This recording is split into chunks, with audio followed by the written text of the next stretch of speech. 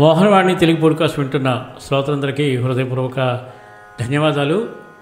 నిన్న వినిపించవలసిన సత్సంగ కథలు ఆ భగవంతుని యొక్క ఆశీస్సులతో మరొక అద్భుతమైన కథతో మీ ముందుకు వస్తున్నాను.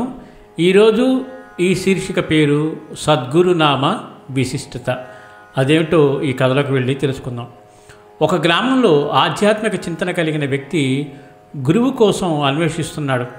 అలా శ్రీశైలమునకు దగ్గరలో ఉన్న ఒక ఆధ్యాత్మిక చింతన కలిగిన గురువుని కలిశాడు. కొద్ది రోజులు అతనిని గమనించి విధి విధానాలను అనుసరించి ఇతనే నాకు సరియైన గురువుని తలచి ఆ గురువు వద్దకు వెళ్ళి, నేను మిమ్మల్ని గురువుగా తలచాను, నన్ను మీ శిష్యునిగా అంగీకరించి నాకు ఆధ్యాత్మికత స్థిరమయ్యేలా బోధించమని అడిగాడు.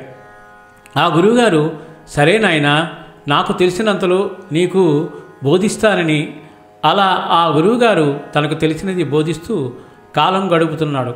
ఈ విధంగా 2 సంవత్సరాల కాలం గడిచిపోయింది. ఒకరోజు ఆ శిష్యుడికి ఒక అనుమానం వస్తుంది. నేను ఈ ఆధ్యాత్మిక మార్గంలో సరైన స్థితిలో ఉన్నానా లేదా అనే సందేహంలో ఉన్నాడు. అది గమనించిన గురువుగారు శిష్యుడితో, ఏమిటినైనా సందిగ్ధంలో ఉన్నావు అన్నాడు. అంతటా శిష్యుడు తన సందేహాన్ని ఈ విధంగా వెల్లడించాడు. గురువర్య, 2 సంవత్సరాల క్రితం నేను ఇక్కడికి రాక మునుపు ఎవరైనా ఒక స్త్రీని కానీ ఏదైనా ఒక వస్తువును కానీ ధనమును కానీ ఇలా ఏదైనా చూచినప్పుడు నాలో ఒక కోరిక కలిగేది. నేను ఇక్కడికి వచ్చి ఆధ్యాత్మికత చింతన చేస్తున్నా నా స్థితి మాత్రం అలాగే ఉంది. ఈ 2 సంవత్సరముల కాల వ్యవధిలో నాకు ఎలాంటి మార్పు కనిపించలేదు.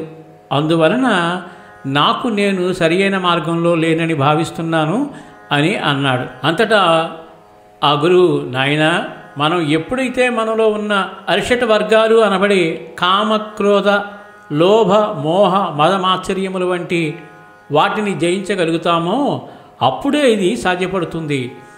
మానవ మాత్రులమైన మనకు ఇది సాధ్యపడాలంటే ఎంతో సమయం వేచి ఉండాలి. అంతకన్నా కఠోరమైన సాధన కావాలి. అది సద్గురువులకు మాత్రమే సాధ్యపడుతుంది. మనం ఎప్పుడైతే సద్గురువుల యందు ధ్యాన నిష్ఠను కలిగి ఉండి వారి నామ సంకీర్తన చేస్తూ నిత్యము తరిస్తూ ఇది సాధ్యపడుతుందని వివరించారు.